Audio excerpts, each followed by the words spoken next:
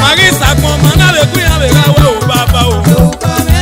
Uwa wana do mi o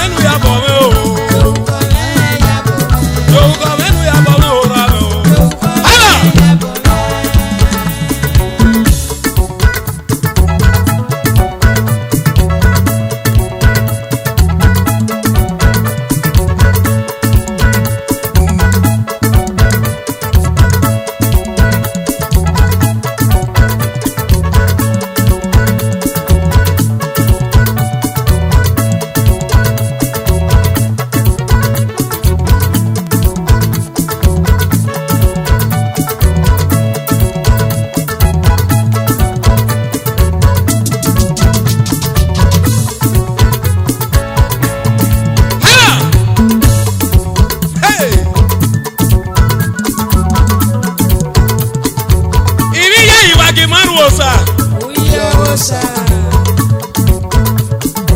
Ate money just say. Hey, man, not money king.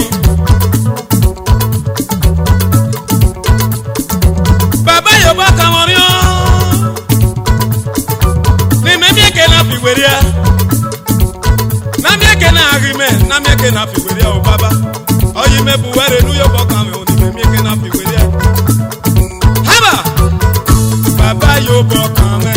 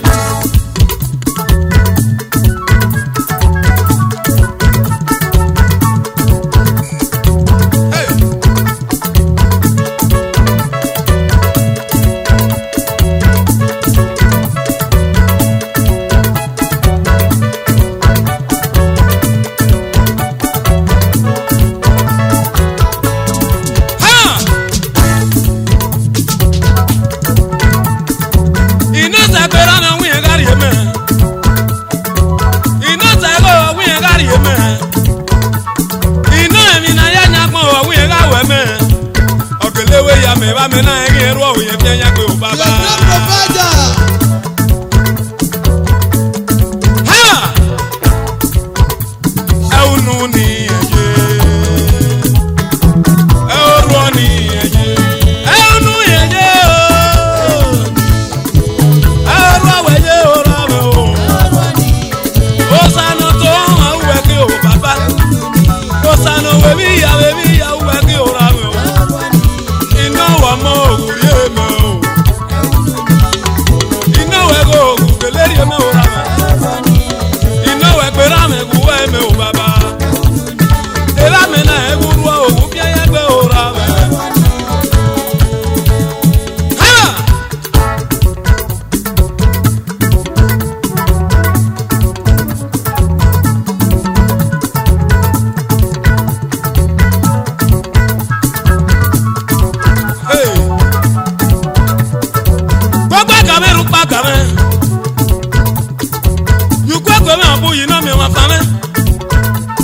gbanu agba game ke a o pe ma ton baba o shining light le ge me ke la me jo wa me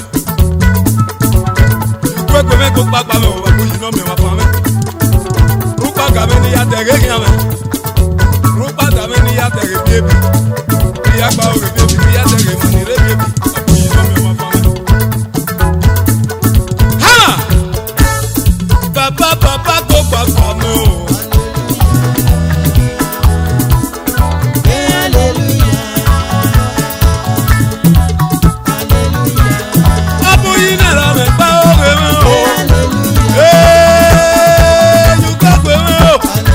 Baba no evoya, you go go me ora. Orene Olúwa Chineke God. Na quote la le. E baba no evoya, go erume o. Abuyi no evoya, go erume no.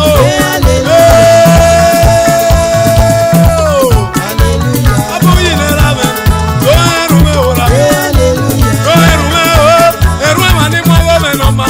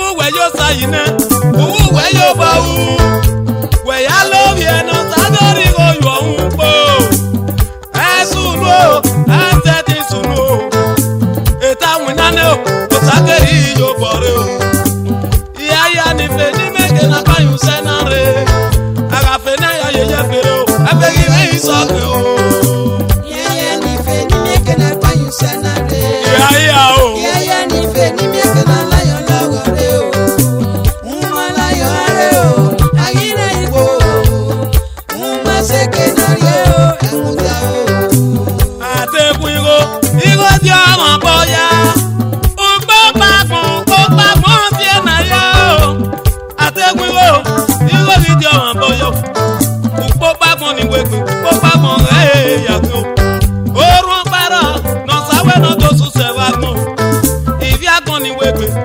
risu se yo ma gbe o wa ki ma mo yerun na mo yerun ana o na mo yerun no sa do ku se ro anima o na mo yerun no sa do ku popo wa fi are ni ma o ara fun yo o mi ke na ra di o ma boya o ara re o ko ma ga de ke ni po won ye ara re o gbe na ma ga de ke nu po boye o pa ga ra be mi no bo na mu o ba wa u be de ga go iwe na na mu o ba wa o ona sa pete yo ma yo iya ya ni fe ni me ke na pa yu se na re ara fe neta ye kwa le fe ke o e fe ri me so ke o iya ya ni fe ni me ke na pa yu se na re iya ya ni fe ni me ke na la yo la go re o umala yo are o agiro ipo ara o uma se ke na re o emudia o emudia o emudia o uma se ke na re o emudia o emudia emudia o uma se ke na re o emudia o ede anagbe o baba ri obiari ugo uma se ke na re o emudia o ede anagbe o iye mo gbori eke o uma se ke na re o emudia o na mi eke na fe na mi eke na pa yu se na re o uma se ke na re o emudia o amegara ebe krada ri fi unyo uma se ke na re o emudia o òfin ranyu mechira dari fi unyo uma se ke na re o emudia o osari emeri ku Ìbàdàn ọ̀rẹ́rì ku Abuja mẹ́fẹ̀ẹ́ náà. uma se ke na re o emudia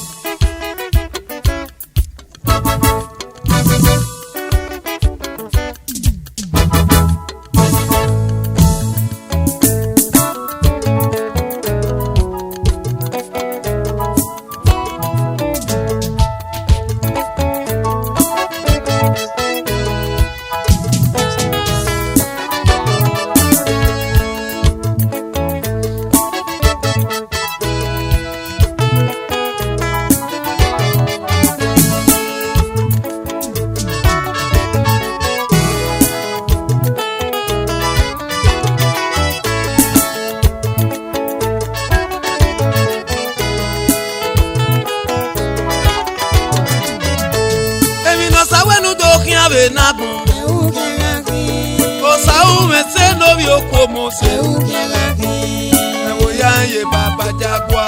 ewu kera ki omi pẹ̀rọ ọ̀nà ẹsẹ̀ ti fi ẹ̀wẹ̀ yẹ.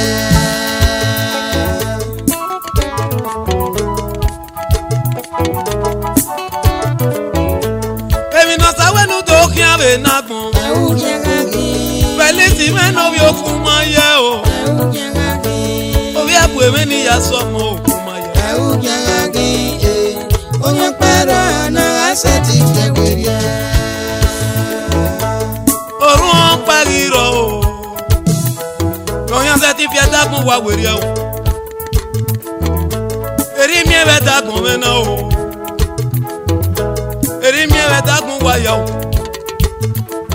ọ̀rùn pàṣẹ ti fi ẹ̀dágún wa wèrè o òsàwù mẹsẹ̀ mi náà ẹ̀yẹ bàbá jagua uwe rẹ̀ nà gbéra o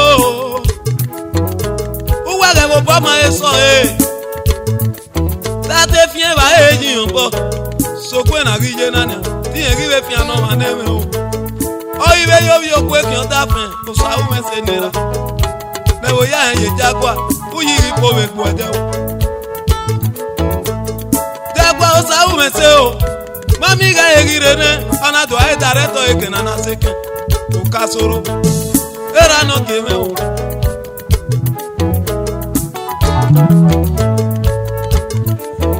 ọ̀nà bẹ̀ ayé director Osawu Mese Anson Nigeria Limited Block Industry Ugbi Okoye Jagua Farm Limited ọ̀nà bẹ̀ ayé rọ̀wọ̀ Arokita Musicians Club Iyobọ̀núyè Osasan Wẹ̀sẹ̀ Osawu Mese Oníyà Sọmọ Owi oko mo se me ni yara ga o. Rere baba jagwa na o. Owe yi won na ri epon me. Ekwan kinera me. Kwa ki gbin no fianera. Era ni mo se me. E no po na ere me na. E jagwa we ni di otu o. Owi yo bo na senu. Owi yo bo we senu. Owi ese ti mi amia o. Owere ede baba nu wado yigo ku negbere o. Owo sagan de baba o. Meto bo we na ri ekpon me ge o. Kwa kikpin no via meto bo we na ri ekpon me ge. Chema Ugbi Oko community. Iyaro ayore o. Edo pa no mu me gari ebo ni bokwa. Ori to bo e like u igo ri tu eviso. Igo ri tu eviso na ye ne baba tu eberan. E ba me na ere no gwo lo, e no lu go lo. E no gwo lo, no lu go. E no gwo lo, no lu go. E jagwa ni rame o. E jagwa ni mo se. Iwe we bese gbiyan o. Iwe bese gbiyan. The three wise men o. The three wise men of Ugbi Oko me ni yasomo. Ne disi me na okaloto. Disi eyi ma ti ọmọ okoro. Alias start me ni yasomo. Chasi gbine weka o. Chema Igo community ni yakiye. Chema Igo youth community me o. E chasi me ge no ga o. Chasi ima ti ọmọ okoro. Alias opwe me ge ni mo se me. Opekwele me na, pekwele me ge no ga o. Una go see money they use o. Una go see money they use o. Una go see money they use. Una go see money they use. Go see money they use. If you Ugbi Oko community, See money they use. the three wise men of Ugbi Oko. Una go see money they use. Una go see money they use. Oh.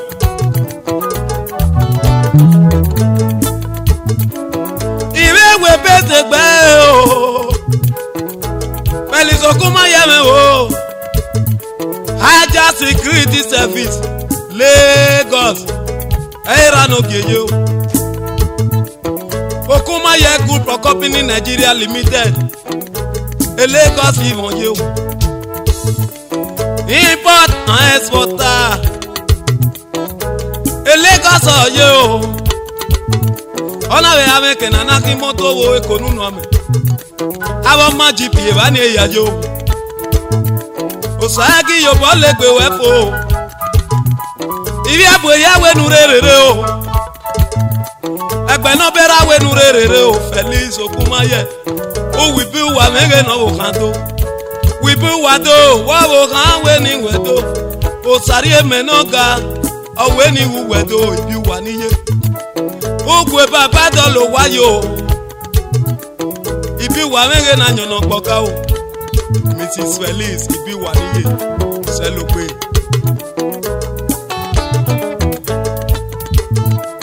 Ibe we bese gbe o.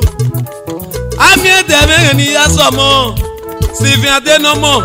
Stephen Adenomo o. Stephen Adenomo. Osari ememe gbedo omo.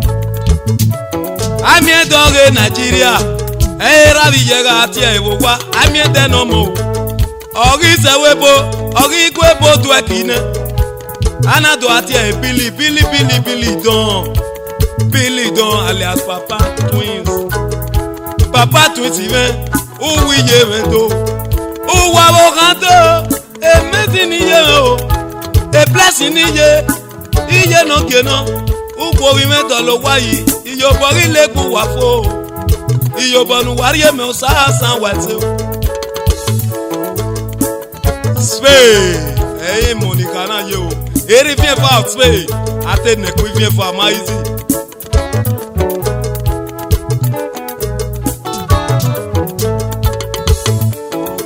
Yare baba pa o. Aduasa gweme genera me o. Aduasa gweme na iyaro ga yore o. Ge ga aduasa gwena. O mi no wan o iri yi na o mi bi ka ya o gbe. O gbe pin me mi on yi.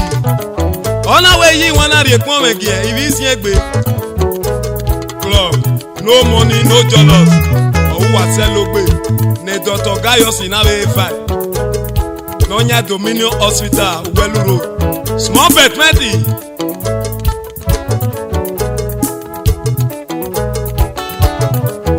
Oh, una go see money they use. Oh, una go dey see money they use. Una go dey see money they use. Ata kome una mure. Una go dey see money they use. Una mure ide. Una go dey see money they use. Dinyo Dr. Igwe. See money they use. Arisin yemi me wado. See money they use. Owe ni wetiri wasman do yemi. Owe ni wadoko do. Una go dey see money they use. Gayos to saemi da. Una go dey see money they use. Alias Abibi General. Una go dey see money they use. Gambia Una base. go dey see money they use. Nicolas to saemi da. Una go dey see money they use. Una go dey see money they use. Pastor Osagioduwa Onya Divine Grace. O iweri yobo no bi okwe o. Iwe we pese gwana o. Iwe we pese gwana. A Friday e kato. Arioba won niwe. Ni mo seve na o. Arioba won niwe ni yasomo. Iwu wege no pera. Won wina le lo wan ami o yapa no ma yo. So kwente na o sabe erun ene o Arioba tori we fiane no mami e o iweri yobo no bi ogwe o Arioba no sebe iyaro ayore o Agedo restaurant sans bar no res lokoro tenanari e pepe soupe no fuegbe Chief Igbinoba Oba Isiagbon Obinikido Chief Ọ̀pá Ẹ̀fà Enogi ọ̀fun tọ́ka Ìyàròyò Philip Igbinoba Baba Jamie ọ̀wé ìwẹ̀ Ìrìòdùwà United Club Udo ọ̀wúwà tẹ́lógbè YMD the young musical director n'oge n'oge agbọ̀bìà náà chairman Olita náà vice wà tẹ́lógbè. Èmi náà sáwé nu wádò kí n bá gbọ́n. Ewu kẹ́ra kí. Èmi náà sáwé wádò òwe náà gbọ́n. Ewu kẹ́ra kí. Ìrì èèmọ̀ ni mo wò wẹ̀ nù máa yẹ. Ewu kẹ́ra kí. Orun pẹ̀rọ̀ ọ̀nà wá ṣe ti fi ẹ̀wẹ̀rẹ̀. Orun pẹ̀rọ̀ ọ̀nà yẹn ṣe ti fi ẹ̀wẹ̀rẹ̀ o. Orun pẹ̀rọ̀ ọ̀nà wá ṣe ti fi ẹ̀wẹ̀rẹ̀. Èèmọ̀ ni mo wò wẹ̀ nù máa yẹ o. Orun pẹ̀rọ̀ ọ̀nà wá ṣe ti fi ẹ̀wẹ̀rẹ̀. Títírí wàásùmẹ̀mẹ̀ náà fún pí oko. Orun pẹ̀rọ̀ ọ̀nà wá ṣe ti fi ẹ̀wẹ̀rẹ̀. Orun pẹ̀rọ̀ Nicolas fi mẹ́nu yóò sá ẹ̀mí dá o. Orun pẹ̀rọ̀ ọ̀nà wá ṣe ti fi ẹ̀wẹ̀rẹ̀. Felix Okumaye ni ràmẹ́ náà o. Orun pẹ̀rọ̀ ọ̀nà wá ṣe ti fi ẹ̀wẹ̀rẹ̀. Orun pẹ̀rọ̀ ọ̀nà yẹn ṣe ti fi ẹ̀wẹ̀rẹ̀ o. Orun pẹ̀rọ̀ ọ̀nà wá ṣe ti fi ẹ̀wẹ̀rẹ̀.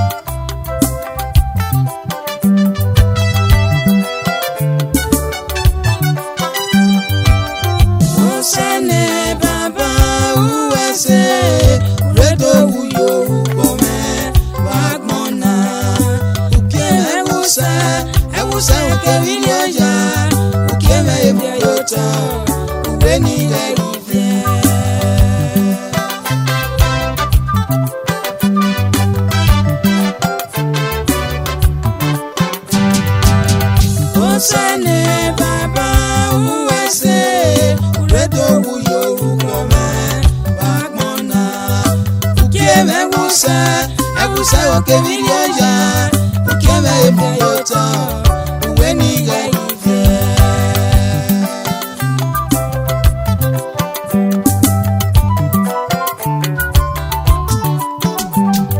agani na aru wagbon ami fene suma fia ami fene suma fia agani na aru wagbon ami yana suma ria ami sene suma so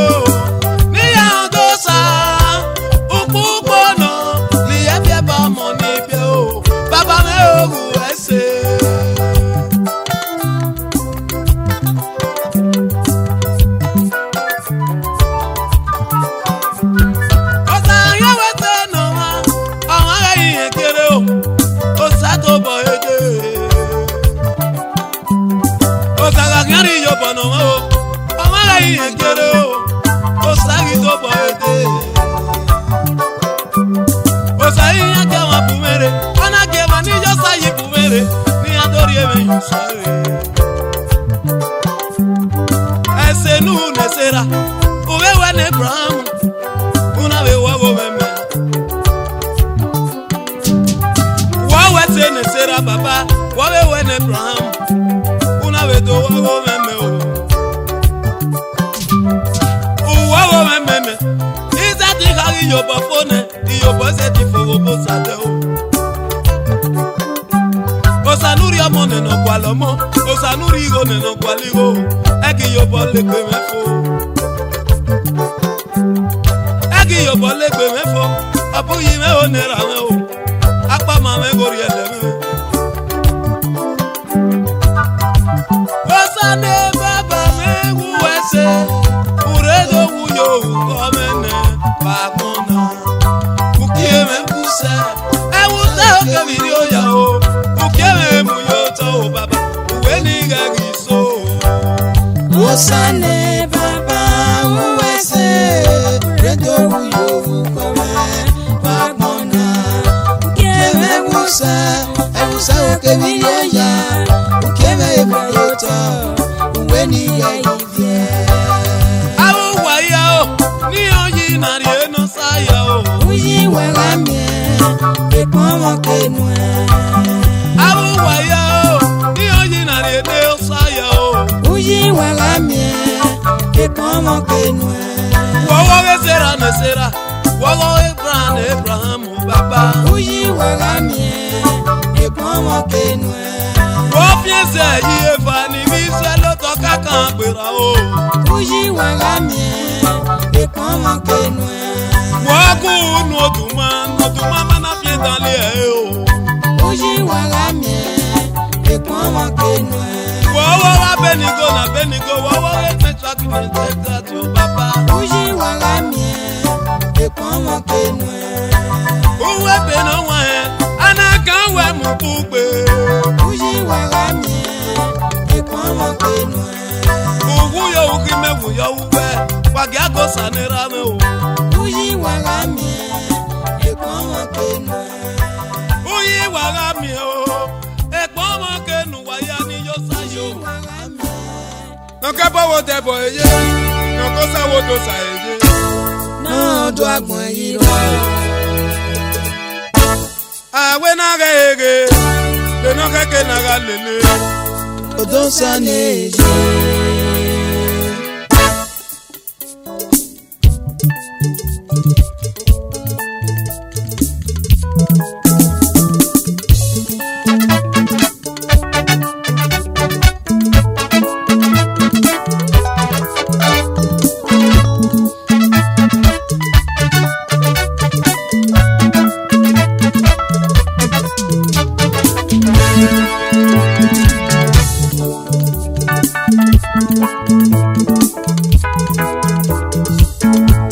Nka bawo debo eye.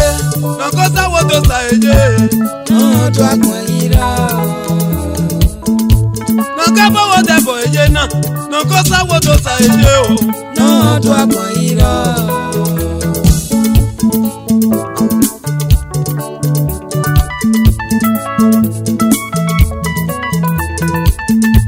Nọ̀kẹ́ bọ́wọ́ dẹ̀bọ̀ èyẹ, nọ̀kọ́ sáwọ́dọ̀ sàyẹ̀dẹ̀ o. n'ọdụ akpọ iro. N'ọdụ akpọ iro, ẹ̀rọ mẹ́rẹ̀ iro o, iye mẹ́rẹ̀ iro o. N'ọdụ akpọ iro, ẹ̀rọ mẹ́rẹ̀ iro o, iye mẹ́rẹ̀ iro o. Anabie pẹ́tọ́ nọ̀rọ̀ ìgbé yóò tọ̀nà pọ̀rọ̀ yẹn lọ́mọ wẹ́rẹ́ mọ̀ tàbọ̀, ọmọ pàwé fọwọ́ sí mi. Anabie pẹ́tọ́ nọ̀rọ̀ ìgbé yóò tọ̀nà pọ̀rọ̀ yẹn lọ́mọ wẹ́rẹ́ mọ̀ tàbọ̀, ọmọ pàwé àwọ̀ sí mi. N'ayà rí bá dẹ̀ yẹn yé, n'ayà mi mọ̀ máa kùnú o, lórí yẹn ní kòkòrò gánà o. N'ayà rí bá dẹ̀ yẹn yé, n'ayà mi mọ̀ máa kùnú o, lórí yẹn ní kòkòrò gánà o. Ebe na rodo sa o, eri aro dabo, ami wa na bona o. Ebe na rodi yayi, eri aro di kefe yo, ami wa na bona o na ko. Iwe ko na de o, abo wa we mi nu ene, owo se nu enu do ye pon me. Iwe ko na de o, abo wa we mi nu ene o, owo se nu enu do ye pon me o. Sokwe na riye nania, iri go le yari fian o. Keno ma o e. Awe nu ya mwe piro rile, ye ga mu we pe ran o. Uma dore go bori go ne, uma dore ge pe ma na kon mo. Uma mi ba kon e pe o. Uma mi ga bori go ne, e pe ma de de ra kon mo. Uma mi ba kon e pe e. Wa ga bono yo we kian o, o ga bono no ye ji bi kian. Awi en ga ya e kan da pe. Uma mi ba kon e pe o. Uma mi ba kon e pe e. Wa ga bono re aya, o ga bono no me kedeke. Awi en ga ya e kan da pe. Uma mi ba kon e pe o. Uma mi ba kon e pe e. No fi o mi la owo to wo yen kete, no ri fi o be kedeke ribo. Teke no ni ri o agbon. No fi o mi la owo to wo yen kete, no ri fi o be kedeke ribo. Teke no ni ri o. Agbonto, agbonto, agbonto, agbonto. Agbon mege no mege. Ni amu megbe mekina o.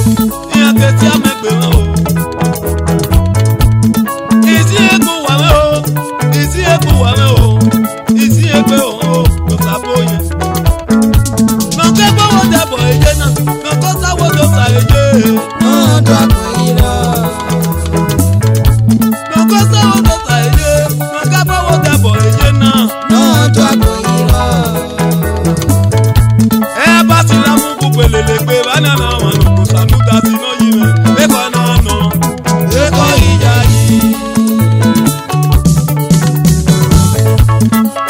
ego na-anọ, ego iya yi.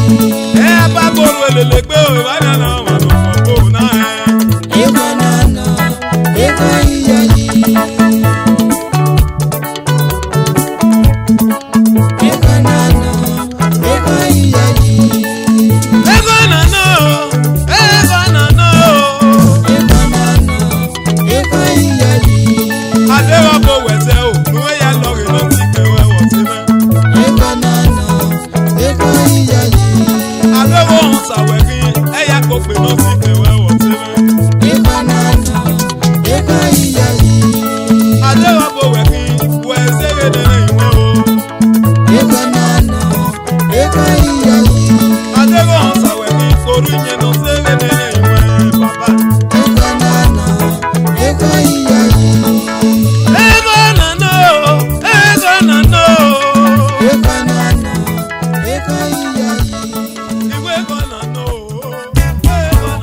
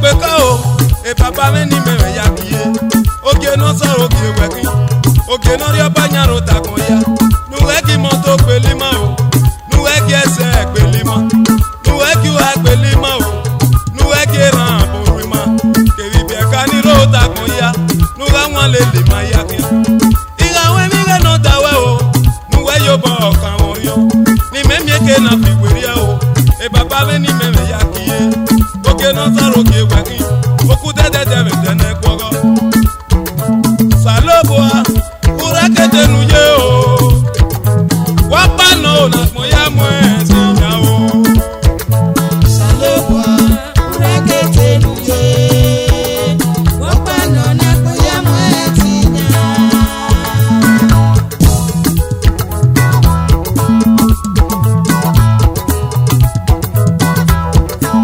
emoni ya nu fiome o enu yugo ekuyame ibiera bi yenu rieme o enu yugo ekuyame ibiaka ni yakukia o enu yugo ekuyame era bi yeme ya enu yugo ekuyame nu egiyan bibi ode o egiyan lo dede no deto akon ariobe Nigeria ya o eyi amu eti nyawe ibieto meni ro wa eyi amu eti nyawe ibieto meni risi ya o eya mweti nyawe nuweki ma bibi ode o egi ma lo dede no de to akon e baba me ni ye pe ko o ku dede de me de ne gbogo o saloboa urakete nuye o wapano na mo ya mweti nya Saloboa urakete nuye wapano na moya mwezi nyao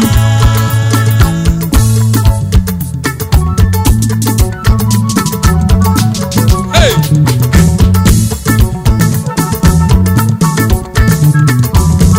ijeturo Jesuro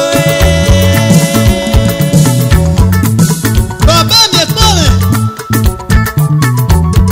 abuyiro abuyiro hey adewo yesu wekinu weyale adewo ri obe wo wekinu weyale adewo wewe sakin wasunu weyale egi jesu no mi mo fa me goro Everlasting Father. hey yo ko me ya bo me ima do bari ma bi ya wo ko na ma na be ku ya bi ga we o baba uwo ma no to di kwe yo da o ege mi o ko ko ga ya bo o baba e me na to di kwe yo da o eni anu yo ko me nu ya bo me haba yo ko me ya bo me Yoruba me yabo me Yoruba me yabo me la anu ya bo me o ra me o Yoruba me yabo me ima do bari ma ya wo ko na Yoruba me yabo magi sakmo ma na be ku ya be ga we o baba o Yoruba me uwo yabo ma no to mi o ko ge kwe wu ga ya bo e Yoruba me yabo eyin na to di kwe yo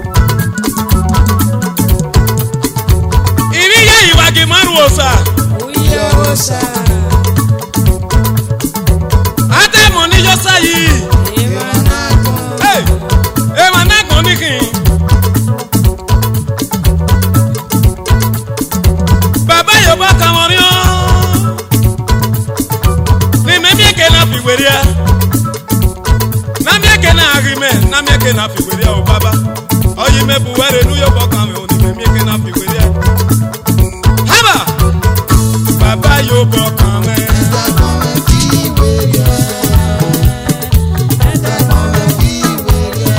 Baba yo boka me o. Baba yo boka me o ra mo. Eta kon me o lo fi were ya ne.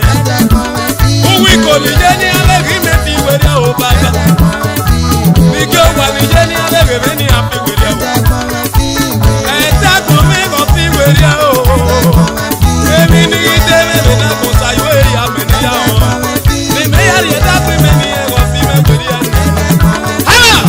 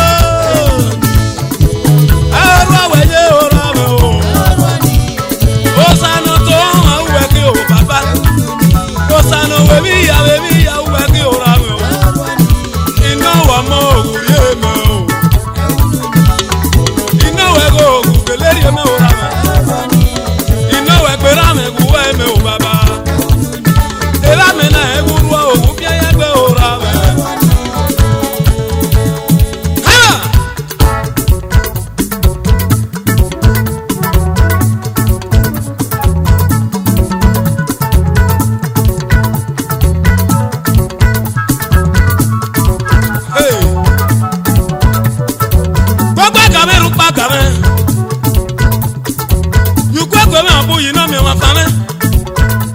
Ó gbanu agbága mẹ́ kí a ó gbé màtún bàbá. shining light. Lẹ́gí ẹgẹ́ mi ké la làmẹ́ kí ó wà mẹ́. Ìkú ẹgbẹ́ mẹ́ kó gbàgbà mẹ́ wọ́n bá kó yìí náà mi wọn fa mẹ́.